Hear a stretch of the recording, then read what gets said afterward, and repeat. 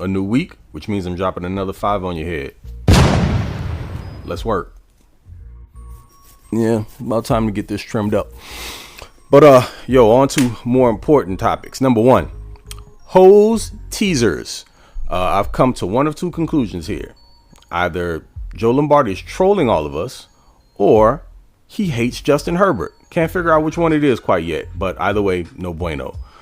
Another week, another first drive that is downright beautiful comes complete with shotgun, with Y split sets and play action out of offset I formation, and you got actual power concepts with Joshua Kelly getting downhill, smashing cats on his way to the end zone, an actual balanced first drive. And so we've been here before. We've seen this a couple times. You think Joe's turned the corner, but oh no, for the next, 2.5 to 3 quarters, Joe did what Joe do. Back in the shell, stick, stick, stick. Everybody gets a stick. Passes behind the line of scrimmage. Asking Justin Herbert to fit balls into tight spots because defenses are sitting on everything underneath. All the intermediate stuff. Just, barely any windows to get the ball into. But more often than not, Justin is having to play Superman and make his offensive coordinator look right, when they should be working in unison and playing off of each other. There should be a compliment there. But no. Far too frequently, you're seeing Justin having to make things work. And that actually showed up in the fourth quarter with Justin making plays on the run, off script, in what would be considered 2-minute offense, but had less time than that, like 49 or some odd seconds to get in the field goal range. And you saw vintage Jay Herbo. And all that comes outside of the design of Joe Lombardi's offense, which is super discouraging. But Chargers find their way into the playoffs. You can expect Joe to stick around up until the point that they lose. But after this, I don't think there's any excuse for keeping him around. Just getting into the playoffs is not enough. He's handcuffing the kid, and I don't know what else to say about it. And I don't care what anybody out there is trying to tell you. However, they're attempting to frame it to make it seem like Joe is not the problem. Don't believe the hype. Joe is absolutely an issue. Is he all that's wrong with the team? No. But when you have a quarterback like that, there's no excuse to pare him down into what he is now. He's not even starter for the Pro Bowl. He's an alternate, which, Pro Bowl's a popularity contest anyway, and you have to take into account that, by the way, the dude's second in the league in passing yardage and was down his top 2 wide receiving threats for however many games this year. Has only had both of them together combined now for 2 full contests. Whatever. Shout out to you, 10. You're making it work. Again, in spite of the dude calling plays for you. But that's all the time I'm giving Joe for now. Coasting on into number 2, the Latte Laureate. Brandon Staley with another well-called defensive game. That is definitely 2 in a row now. And it looks as if he's aiming for a redemption arc.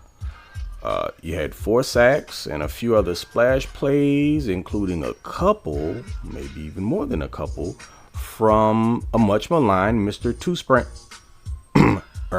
Kenneth Murray. Which, man, saying a lot.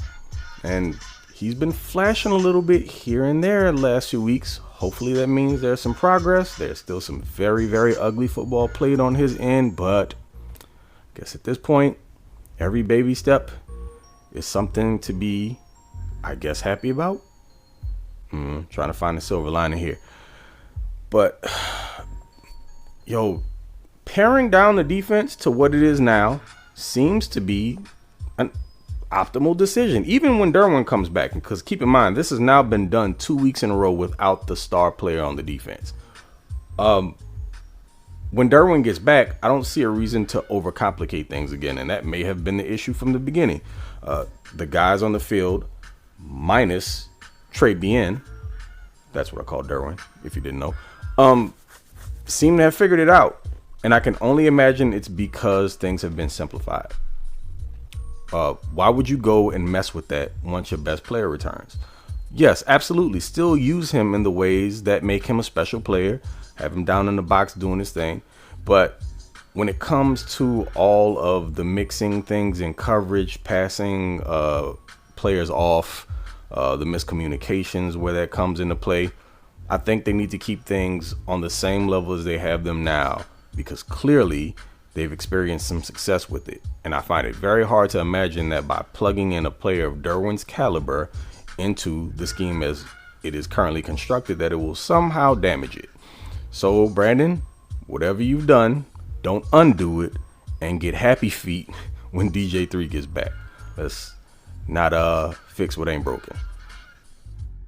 Now, number 3 is a very special topic for me, and I've entitled it "The Rock the Staff Forgot." Big Faye, Braden Fehoko. Y'all know that I've been a fan of Braden for a little bit. A lot of that stems from the fact that he went to LSU, so I followed him for a while. But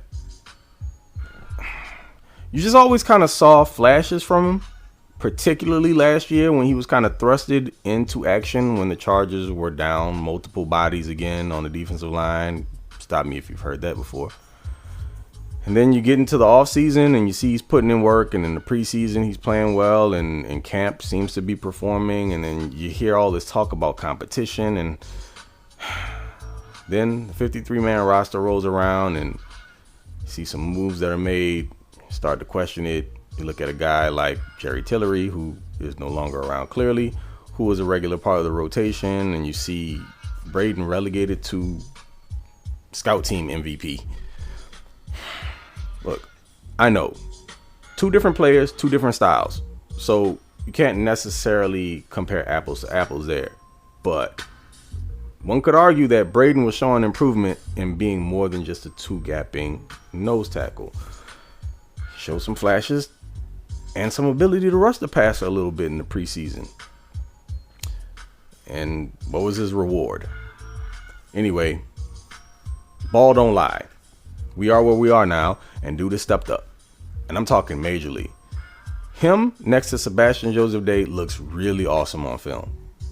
The fact that he's able to eat as many blocks, dominate some of these cats on the interior, and free SJD up to move around a little bit. They're sliding up and down the line, they're slanting. It's beautiful, actually. Makes you wonder, why did it take this long to figure it out? Why did it take multiple injuries to get here? I mean, the coaching staff had to have seen the improvement. I mean, hell, we all did. Ultimately, now, it is what it is, and he's on the field making plays, and the defense is better for it. So, all's well that ends well, I guess. Number 4. Clear for takeoff. Once again, stop me if you've heard this before, but the Chargers control their own destiny here. You got games coming up against a Colts team that was on the wrong side of the greatest comeback in NFL history.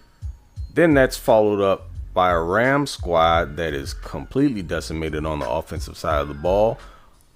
And then a Broncos team that's 50 different kinds of bad. I mean, not on the defensive side of things, but we know what they look like on offense, even though they've played a little better as of late. Still, there's no reason this team should finish any less than 10-7. Once again, it's like I said, no reason whatsoever. No reason. But we know better. That's why I have titled number 5, Trauma. Any of us Bolt fans who've been around for a decade plus, let's just start there. We know this team almost never takes the easy road. Much like us and our choice in fandom, Chargers often elect to go the path of pain. And I know it's really hard for many of us to think that this team's actually going to win out. Everything's lined up for them to do so, but we know that there's some wild scenario where they lose 2 out of the final 3, find themselves on the outside looking in with like a 9-8 record, and we're back to off-season talk, draft talk, which I personally love. Not quite ready for it just yet, but we've been here before. This year feels a little differently, so I'll say this.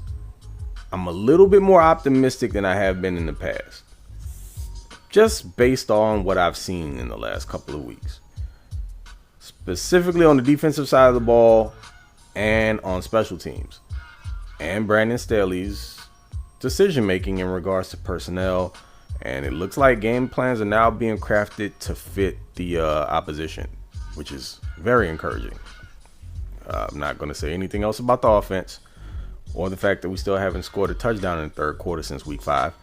But hey, got to take what you can get, I guess. With this game against the Colts, I'm looking for the Bolts to win convincingly. That's what I need right now. 2-score game. Just 10 points. Just 10. Is that asking for too much? Hell, give me 9. I'm cool with that.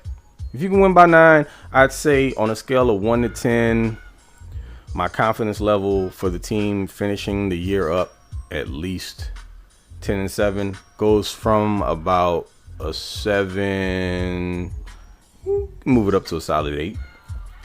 I feel like the belief is growing. Look, that's all you're getting out of me. I've been burned too many times, so playing it safe. But look, no matter what happens, your boy will be back with another 5 of them things for your head tops. And I appreciate you joining me here, per usual, taking your time out to listen to me rant about. And until the next one, y'all take it easy. Catch y'all later. Gone.